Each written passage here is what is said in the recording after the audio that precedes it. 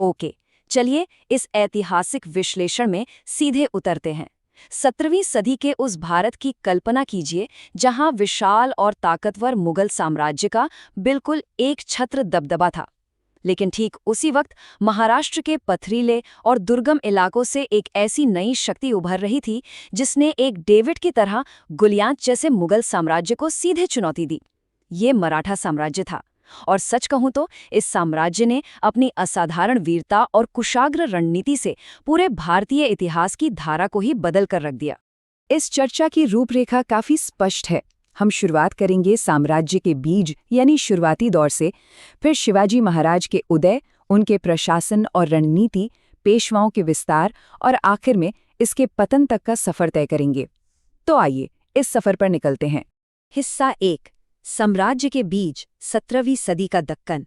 ये अशांत और तेजी से बदलता भौगोलिक और राजनीतिक इलाका इस नई महाशक्ति का पालना बनने वाला था।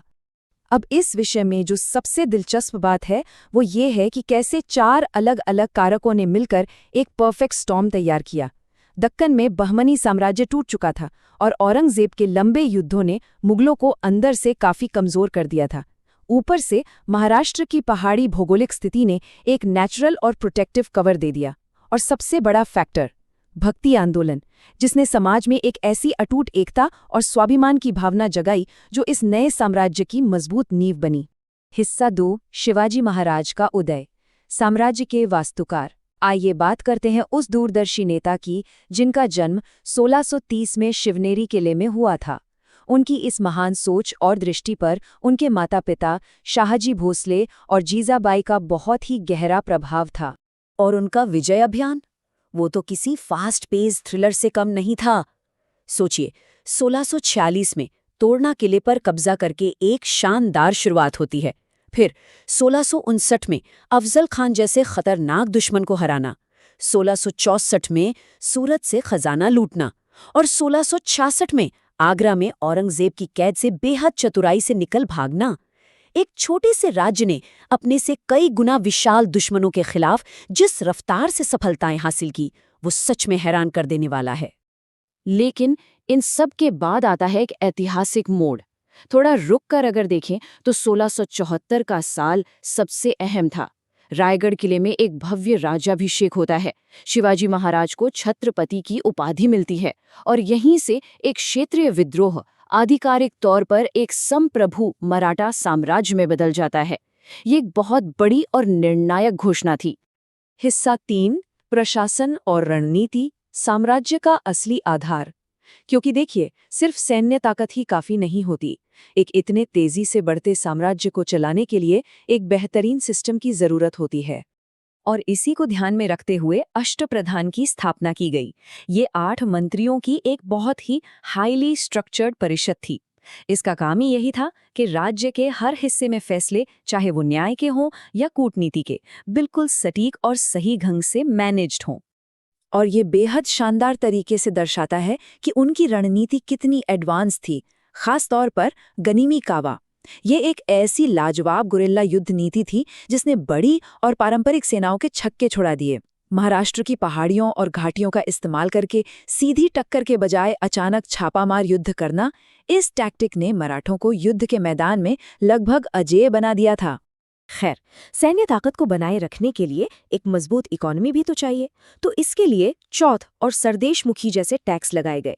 लेकिन सबसे खास बात यह थी कि इसमें किसानों का उत्पीड़न कम किया गया और उन्हें सुरक्षा दी गई।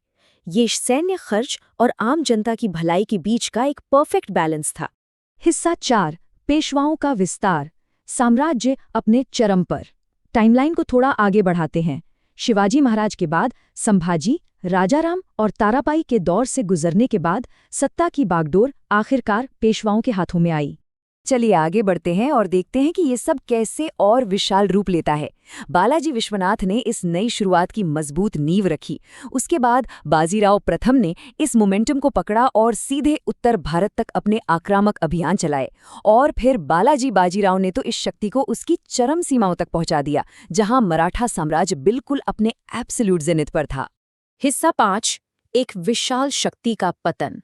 अब हम थोड़ा विश्लेषणात्मक नजरिए से देखेंगे, क्योंकि कितनी भी ताकतवर संस्था क्यों ना हो, एक वक्त आता है जब वहां भी दरारें पड़ने लगती हैं।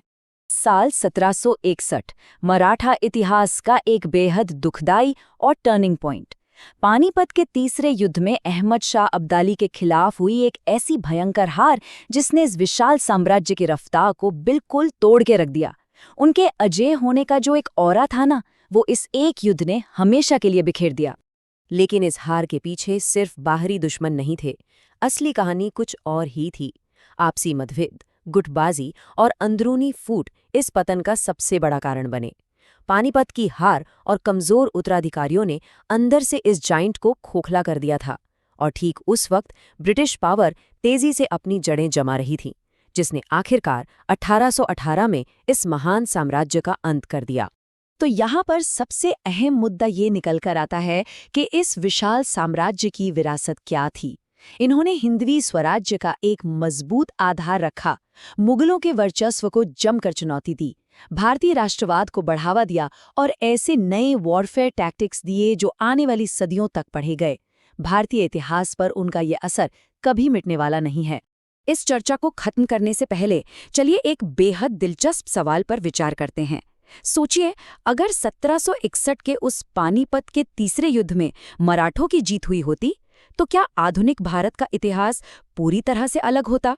इतिहास के ये टर्निंग पॉइंट्स कितने नाजुक होते हैं ना, एक हार या जीत और सब कुछ बदल जाता है। इसी गहरे विचार के साथ हमारा आज का ये विश्लेषण यहीं समाप्त होता है।